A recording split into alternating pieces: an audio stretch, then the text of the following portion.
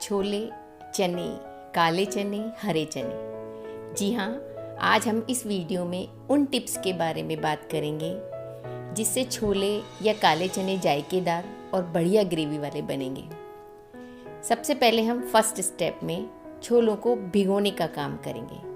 इसमें भी आपको बहुत सी ट्रिक्स काम में लेनी होंगी। अगर आपके पास समय है तो इन्हें कम से कम 6 से 8 घंटे भिगोएं। अगर समय नहीं है तो 2 घंटे पहले भिगोएं, लेकिन फिर 1 पिंच यानी 1 चुटकी सोडा डालना ना भूलें।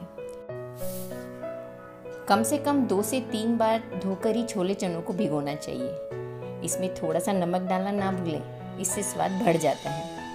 अगर आपको छोलों को काला करना है तो छोलों को भिगोते समय ही 1 चम्मच चाय की पोटली बनाकर डाल दें। अगर आपको ज़्यादा थिक ग्रेवी चाहिए तो 1/4 कप पीली मूंग की दाल साथ में भिगो सकते हैं। ध्यान रखें, पानी डबल से ज़्यादा डालकर छोलों को भिगोना है, क्योंकि ये जब फूलते हैं तो जगह ले लेते हैं। अगर पानी कम रह जाएगा तो छोले थोड़े कम भीगेंगे। चलिए सेकंड स्टेप की तरफ बढ़ते हैं। उबालते समय पुराना पानी फेंक दें। अगर आप ऐसा नहीं करेंगे तो पानी पुराना होने की वजह से छोले या चने ज़्यादा देर तक बनने के बाद नहीं टिक पाएंगे, यानी बनने के बाद जल्दी उनमें बदबू आ सकती है। अब नया पानी डालकर एक बार फिर थोड़ा सा नमक डालकर कुकर में चढ़ाएं। यहाँ पर भी पानी की मात्रा का ध्यान रखें। छोले से कम 2 इंच पानी ऊपर होना चाहिए। अगर चाय की पोटली आपने यूज़ करी है तो वो भी उबालते समय ही डाल दें। कितनी देर छोले उबालें, ये भी बहुत बड़ी समस्या है। बार बार सीटी गिनना, बार बार कुकर खोलकर देखना, अरे ये तो उबले ही नहीं है, और फिर से कुकर चढ़ाना, वेरी बोरिंग। इसकी जगह आप कुकर को हाई फ्लेम पर पहली सीटी आने तक चढ़ाएं। फिर टाइम देखें। अब फ्लेम को सिम करके पूरे 20 मिनट तक रखें। सीटी पर ध्यान न दें, फ्लेम बंद कर दें। 20 मिनट बाद आप फ्लेम बंद कर दें। कुकर को अपने आप ठंडा होने दें। आपके छोले परफेक्ट उबले हुए मिलेंगे। ये टिप मैंने कुकर की बुकलेट में ही पढ़ी थी। इतने सालों में एक बार भी ऐसा नहीं हुआ कि छोले सही नहीं उबले हों। चलिए अब लगाते हैं तड़का।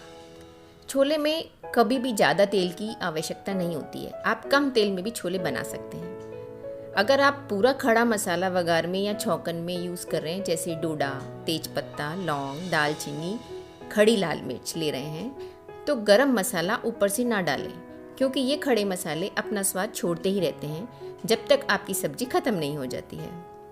वगार में कसूरी मेथी, जीरा व हींग के साथ डालना ना भूलें। कसूरी मेथी से खुशबू बहुत अच्छी आती है। अब टमाटर की ग्रेवी में धनिया, मिर्च, हल्दी डालकर तेल ऊपर आने तक पकाएं। पिसा हुआ सिका हुआ जीरा छोलों में व काले चनों में उसके स्वाद में 4 चांद लगा देता है, इसलिए इस मसाले का उपयोग ज़रूर करें। अगर चाय की पोटली यूज़ कर रही हैं तो भुना हुआ जीरा, जो मैं आपको बता रही हूँ, 100% डालें। उधर कुकर में से जो आपने चाय की पोटली डाली हो तो उसे बाहर निकाल दें और उसे फेंक दें। छोलों में खटाई का बड़ा महत्व होता है। अगर आप छोले या चने बना रहे हैं तो खटाई ज़रूर डालें। खटाई के लिए भीगी हुई इमली का रस डालेंगे, ये सबसे अच्छा रहेगा, क्योंकि स्वाद भी अच्छा आता है इमली का और टेक्सचर भी अच्छा आता है। अगर इमली नहीं है तो आप टाटरी, अमचूर, नींबू का भी इस्तेमाल कर सकते हैं, लेकिन खटाई डालना ना भूलें, क्योंकि खटाई से स्वाद बहुत अच्छा आता है। जब भी छोले ग्रेवी में डालें तब थोड़े से छोलों को मैश करके ही डालें, इससे ग्रेवी बढ़िया वाली थिकनेस की हो जाएगी। अरे अभी सही स्वाद नहीं आया छोलों में। अभी तो कम से कम 20 मिनट और ज़्यादा से ज़्यादा 1 घंटा इन छोलों को ग्रेवी के साथ पकाना है हमें, क्योंकि पकाने से ही स्वाद का असली मज़ा आएगा। ध्यान रखें, अगर आपको ज़्यादा तीखा छोला नहीं चाहिए तो जो खड़ी लाल मिर्च आपने डाली थी उसको चुपके से निकाल लें, क्योंकि जैसे जैसे छोले पकते हैं वैसे वैसे लाल मिर्च अपना तीखापन छोलों में डालती रहती है। तो अगर आपको तीखा चाहिए तो रहने दें, कोई दिक्कत नहीं है, लेकिन अगर नहीं चाहिए तो लाल मिर्च को निकाल दें। कोई भी सब्जी बनाएं, हरा धनिया अपना महत्व रखता है, और हरा धनिया सर्व करके ही हम सब्जी को परोसते हैं। छोलों के साथ भी ऐसा ही है, लेकिन इसमें थोड़ा सा ट्विस्ट है। थोड़ा सा धनिया आप जब ग्रेवी पका रहे हैं उसी वक्त डाल दें, क्योंकि वो जो खुशबू है धनिए की वो बहुत अच्छा स्वाद देती है। और एक ट्रिक और जो मैं आपको बता रही हूँ वो ये कि अगर आप वो 2 घंटे वाला भिगोने वाला छोला बना रहे हैं तो पकाते समय आपको एक बार फिर, क्योंकि वो पानी तो हमने ढोल दिया है, तो पकाते समय आपको एक बार फिर 1 पिंच सोडा डालना पड़ेगा, तभी छोले आपके उसी तरीके से बनेंगे जो मैंने आपको पहले बताए हैं।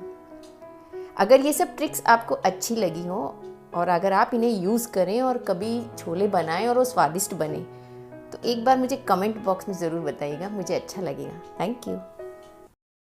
इसी तरीके की मोस्ट यूज़फुल होम टिप्स के लिए चैनल को सब्सक्राइब करें और बेल आइकन दबाना ना भूलें।